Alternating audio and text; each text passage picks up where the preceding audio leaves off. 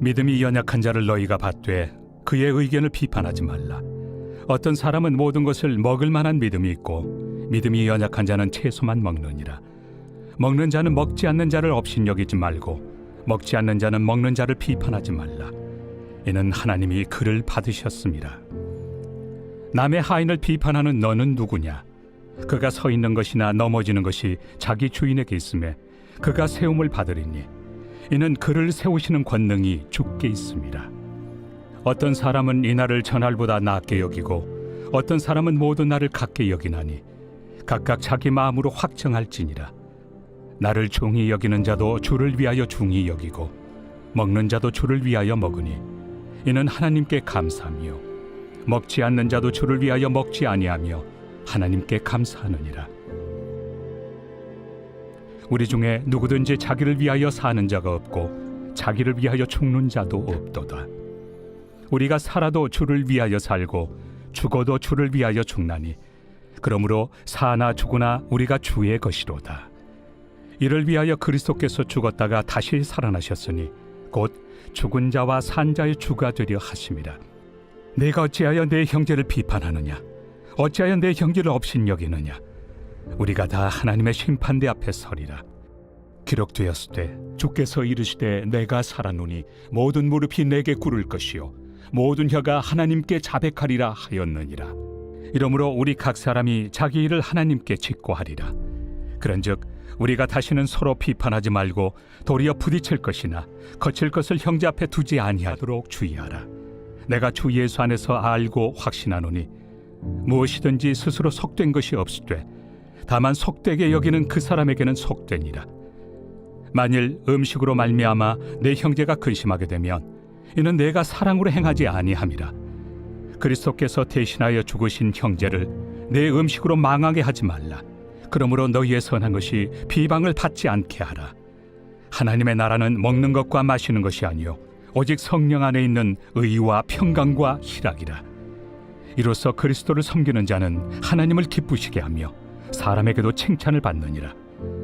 그러므로 우리가 화평의 일과 서로 덕을 세우는 일을 힘쓰나니 음식으로 말미암아 하나님의 사업을 무너지게 하지 말라. 만물이 다 깨끗하되 거리낌으로 먹는 사람에게는 악한 것이라. 고기도 먹지 아니하고 포도주도 마시지 아니하고 무엇이든지 내 형제로 거리키게 하는 일을 아니함이 아름다우니라. 내게 있는 믿음을 하나님 앞에서 스스로 가지고 있으라. 자기가 옳다 하는 바로 자기를 정죄하지 아니하는 자는 복이 있도다. 의심하고 먹는 자는 정죄되었나니 이는 믿음을 따라 하지 아니하였기 때문이라. 믿음을 따라 하지 아니하는 것은 다 죄니라. 새벽 영성 기도 시간입니다. 오늘은 로마서 14장 함께 살펴보겠습니다. 로마서는 크게 두 부분으로 나눕니다. 1장부터 11장은 이론적인 부분이고요. 12장에서 16장은 실천적인 부분을 다루고 있습니다. 오늘 14장에서는 로마 교회가 당면에 있는 실제적 생활 문제들에 대해 초점을 맞추고 있습니다. 바울은 여기에서 당시 로마 교회 안에서 성도들 간의 갈등을 일으켰던 여러 문제들에 대해서 다루고 있습니다. 그리스도의 사랑에 기초한 자유의 절제란 방식으로서 서로를 용납하고 화합할 것을 권면하고 있습니다. 14장 1절에서 12절에서는 음식 문제나 절기 준수 문제가 다뤄지고 있습니다. 여기에서 음식 문제는 크게 두 가지로 생각이 되는데요. 당시 시장에서 유통되던 대부분의 고기는 우상 숭배에 사용된 고기였다고 합니다. 이런 고기를 거리낌 없이 먹는 이들이 있는가 하면 불편함을 가진 그리스도인들도 있었다라는 것입니다. 또 다른 하나는 구약시대에 금지하였던 음식들을 먹어도 되는가의 문제였습니다. 절기 문제는 안식일을 비롯한 특별한 유대 절기를 지켜야 하는가의 문제였죠. 당시 이방인 그리스도인들은 절기를 따로 준수하지 않았습니다. 또한 율법이 금하는 고기와 우상에게 바쳤던 음식들도 자유롭게 먹었습니다. 같은 그리스도인이지만 출신 배경에 따라서 또는 믿음의 정도에 따라서 갈등이 일어나게 된 것이죠. 이에 대해 사도 바울은 그의 의심하는 바를 비판하지 말라라고 말합니다. 사도 바울은 논쟁하지 말라라고 말했습니다. 이것이 진리의 문제에서 봤을 때 그렇게 크게 중요한 문제가 아니라고 말하는 겁니다. 중요한 것은 이렇게 살아가는 것이 더욱 중요하다고 말합니다. 무엇일까요? 7절에서 9절의 말씀을 보겠습니다. 우리 중에 누구든지 자기를 위하여 사는 자가 없고 자기를 위하여 죽는 자도 없도다. 우리가 살아도 주를 위하여 살고 죽어도 주를 위하여 죽나니 그러므로 사나 죽으나 우리가 주의 것이로다.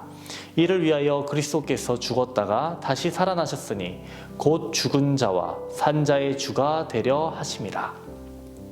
7절에서 9절까지 위하여라는 단어가 몇 차례 나옵니까? 총 5차례 나옵니다. 나무가 애써서 열매를 맺습니다. 나무가 열매를 맺는 목적은 자기가 가지려는 것이 아니라 자기 밖에 있는 존재에게 주기 위함입니다. 만약 어떤 나무가 자기가 갖기 위해 열매를 맺는다면, 그래서 나무에 달려있는 열매를 고스란히 움켜쥐고 있다면 그 열매는 모두 썩어버리게 될 것입니다. 그뿐만이 아니라 가지도 함께 썩고 결국 나무 자체가 살 수 없게 될 것입니다. 우리들이 사나 죽으나 주를 위해 살아야 합니다. 사도 바울은 또 이렇게 말하죠. 19절과 20절입니다. 그러므로 우리가 화평의 일과 서로 덕을 세우는 일을 힘쓰나니 음식으로 말미암아 하나님의 사업을 무너지게 하지 말라. 만물이 다 깨끗하되 거리낌으로 먹는 사람에게는 악한 것이라. 음식으로 하나님의 사업을 무너뜨리지 말라라고 합니다. 오히려 우리가 화평의 일과 서로 덕을 세우는 일에 힘쓰라고 말합니다. 사도 바울은 무엇을 힘쓰라고 말했습니까? 화평의 일을 힘쓰라라고 말했습니다. 다윗은 40년 동안 통치했습니다. 그런데 그중 7년 반 동안은 헤브론에서 통치했고 나머지는 예루살렘에서 통치했다라고 기록되어 있습니다. 헤브론과 예루살렘의 뜻이 무엇입니까? 헤브론은 교제의 자리, 하나님과의 교제를 나누는 자리라는 뜻입니다.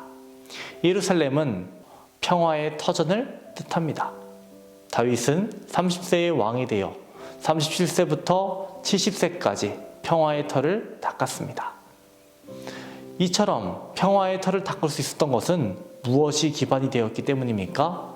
7년 동안 헤브론에서 하나님과의 교제가 있었기 때문에, 하나님과 교제하며 훈련을 했기 때문에 가능했다는 것입니다. 사도 바울이 또 무엇을 세우라고 했습니까? 덕을 세우라라고 말했습니다. 덕을 세운다. 헬라어를 보면요, 오이코도메인데요. 집을 뜻하는 오이코스와 세우다를 뜻하는 도마가 합쳐진 단어입니다. 즉, 덕을 세운다라는 것은 집을 세운다라는 의미입니다.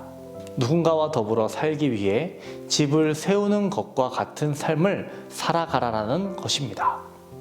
내가 정말 덕을 세우고 있는 사람인지 아닌지, 입으로는 덕을 외치고 있지만 실제로는 독불장군 같은 사람인지 점검할 수 있는 간단한 방법이 있는데요. 내가 짓고 있는 인생이라는 지붕 아래 얼마나 많은 사람들이 나와 함께하고 있는지를 살펴보면 됩니다. 여러분, 화평의 사람이 되시기 바랍니다. 덕을 세우는 사람이 되시기 바랍니다.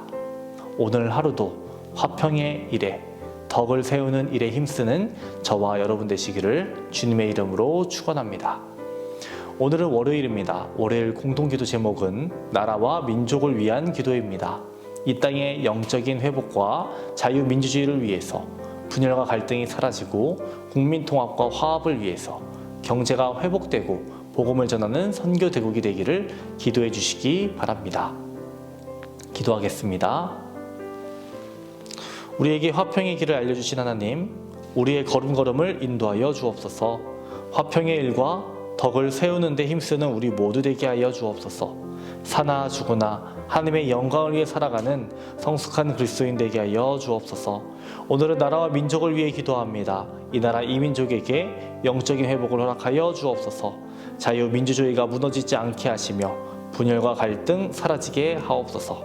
국민통합과 화합이 이루어지게 하여 주시옵시고 경제가 회복되며 또한 복음을 전하는 선교대국 되게 하여 주옵소서. 담임 목사님의 사역 가운데 늘 함께하여 주시옵소서. 말씀과 계시의 영을 부어 주시옵소서. 말씀 선포되는 곳마다 죽어가는 영혼들 살려주시고 얼음처럼 차갑고 바위처럼 굳은 심령들 뜨겁게 하여 주옵소서. 오늘부터 한중신학교 강의 있습니다. 하나님께서 인도하여 주시고 함께하여 주옵소서. 태문을 위해 기도하는 성도 있습니다. 자녀들을 허락하여 주옵소서. 사고로 입원한 성도 일으켜 주옵소서. 투석으로 어지럼증으로 디스크로 고생하는 성도들 모두 고쳐 주시옵소서. 공황장애, 불면증, 우울증으로 고통받는 성도들에게 참된 평안을 허락하여 주시옵소서. 뇌출혈로 수술한 허원봉 장로님 후유증 없이 회복되게 하여 주옵소서. 암투병 중에 있는 박재성 권사님, 유은영 권사님, 김시아 권사님, 이영숙 권사님, 이명숙 권사님, 오유미 집사님, 이동춘 성도님, 박사현 청년, 유경민 청년에게 힘을 주시고 능력을 더하여 주시옵소서. 주의 보혈로 덮어주셔서 깨끗이 낫게 하여 주옵소서. 연로하신 장로님, 권사님, 집사님들 늘 붙들어 주시옵시고 추운 날씨 속에서도 건강 잃지 않을 수 있도록 도와주시옵소서. 마지막 날까지 걸을 수 있는 건강 유지할 수 있게 도와주시옵소서. 우리와 함께 하시는 예수님의 이름으로 기도합니다. 아멘.